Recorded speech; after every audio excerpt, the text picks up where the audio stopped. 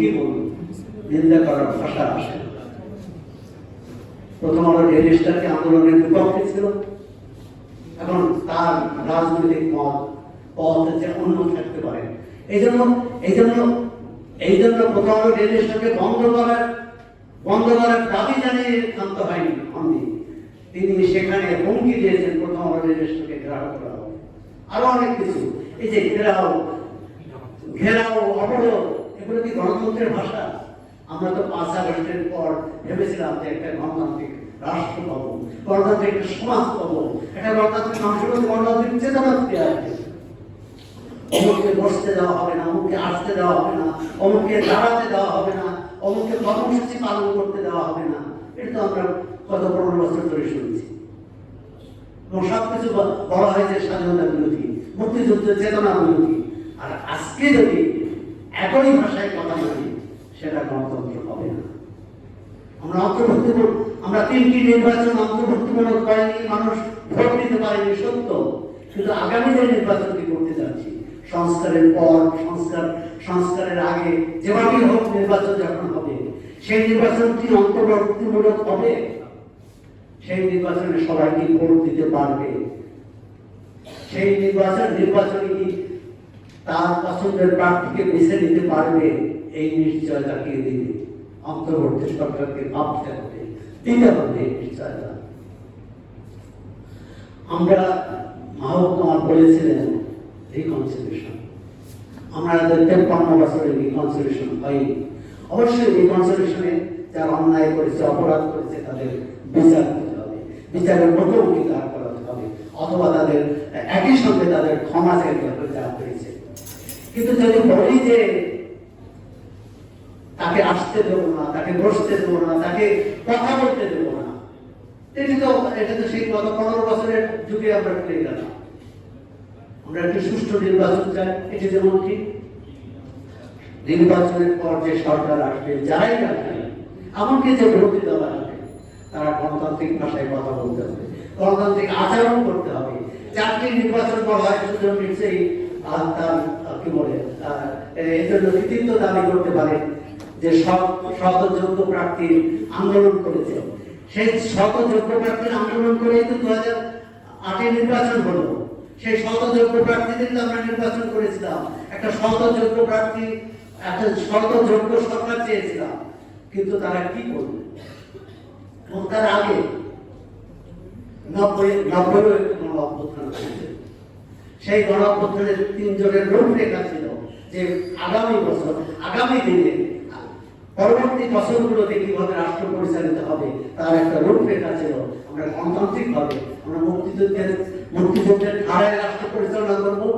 আমরা স্বৈরাচার এবং স্বাধীনতা বিরোধীদের অগ্রাহ্য করব। স্বাধীনতা বিরোধী এর অর্থ না স্বাধীনতা বিরোধী কথা বলতে পারবে না। স্বাধীনতা বিরোধী এই যারা আন্দোলন করেছে তারা তাদের সঙ্গে থাকবে। কিন্তু আমরা তো দেখলাম 90 স্বৈরাচারের পরেই, স্বৈরাচার বিরোধী আন্দোলনের পরেই কেউ রাজাকারের সঙ্গে হাত মেলালেন, কেউ স্বৈরাচারের সঙ্গে হাত মেলালেন, এবং তাদের রাজনৈতিক সুবিধার জন্য উভয়ের সঙ্গেই হাত মেলালেন। এর থেকে আওয়ামী লীগ কারোর মধ্যে কোনো পার্থক্য নেই। তাহলে আমরা যে ভবিষ্যতে যে রাজনীতি চাচ্ছি, সেটি নিশ্চয়ই 4টি সুষ্ঠু নির্বাচন হয়েছে, কিন্তু 4টি সুষ্ঠু গণতন্ত্র ভাবে ওই সংসদ গণতান্ত্রিক ভাবে চলে। ওই সংসদ ক্ষমতাসীন দল আর প্রশাসন এর মধ্যে কোনো বিভাজন ছিল না। ভবিষ্যতে এই বিভাজনটি তৈরি করা খুব জরুরি। সুষ্ঠু নির্বাচন হবে, কারণ এত বড় গণ অভ্যুত্থানের মধ্য দিয়ে অর্থাৎ মানুষ ভোট দিতে পারবে। ভোট দেওয়ার পরে কি হবে? ইতিমধ্যে আপনাদের মধ্যে কেউ কেউ বলেছেন যে দখলবাজি শুরু হয়ে গেছে। এখন আমরা ফেসিবাদকে যদি ভোটে অংশগ্রহণ করতে পারবে না দাবি করি, তাহলে আজকে যারা দখলবাজি করে চলেছে তাদেরও তো সেখান থেকে ফেরাতে হবে। কিন্তু আমরা কাউকে ফেরাতে চাই না।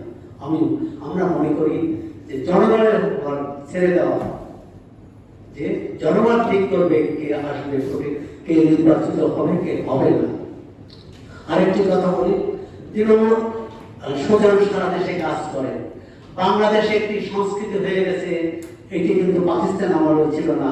অন্তত 90 বা 96 বা 2001 পর্যন্ত ছিল না, এর পরে যেটি হয়েছে অনাবাসী জনপ্রতিনিধি।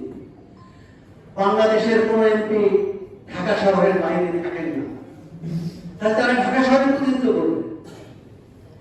যে এলাকার স্থায়ী বাসিন্দা অন্তত বছরের অর্ধেক সময় সেই এলাকায় থাকেন, এর বাইরের কোন প্রতিনিধিকে আপনারা ভোট দেবেন না, ভোট দেওয়া উচিত না। ঢাকা শহরে থাকবেন, বরগুনার প্রতিনিধিত্ব করবেন, দিনাজপুরের প্রতিনিধিত্ব করবেন, পার্বত্য চট্টগ্রামের প্রতিনিধিত্ব করবেন, এটি হতে পারে না। তাহলে ওই যে বন্ধু বলেছেন যে প্রতিটি উপজেলায় একজন নির্বাচিত হবেন, তিনি পার্লামেন্টে প্রতিনিধিত্ব করবেন। আপনি ঢাকা শহরে থেকে সবকিছু এখানকার সুযোগ সুবিধা নেবেন এবং প্রতিনিধিত্ব করবেন যে প্রান্তিকে, এবং যে মানুষগুলো অবহেলিত দুঃখ কষ্ট বেদনায় আছে, এবং তাদেরকে আপনি তাদের এমপি হবেন, এবং আপনি এমপি হয়ে রাষ্ট্রীয় সুযোগ সুবিধা নেবেন, শুল্কমুক্ত গাড়ি পাবেন। শুল্কমুক্ত গাড়ি এমপি বাতিল হলো না এখন। অন্তর্বর্তী সরকার নির্বাহী আদেশ এটি বাতিল যদি করে দেখেন খুব ভালো, আমার মনে পড়ে। এই যেগুলো নির্বাহী আদেশে করা দরকার সেগুলো তো রাষ্ট্র সংস্কারের কথা বলছি। অবশ্যই সুতরাং গণতন্ত্রের জন্য আন্দোলন করছেন, গণতন্ত্রের জন্য এই জনমত সচেতনতা করছে।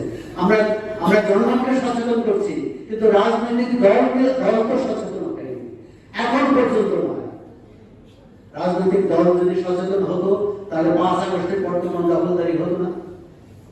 যদি কেউ দখল করে থাকতো, সরকারের কাছে যে বলার কথা যে এটি অমুক দলের অমুক নেতা দখল করেছিল, এটি এখন রাষ্ট্রীয় প্রশাসন দরকার।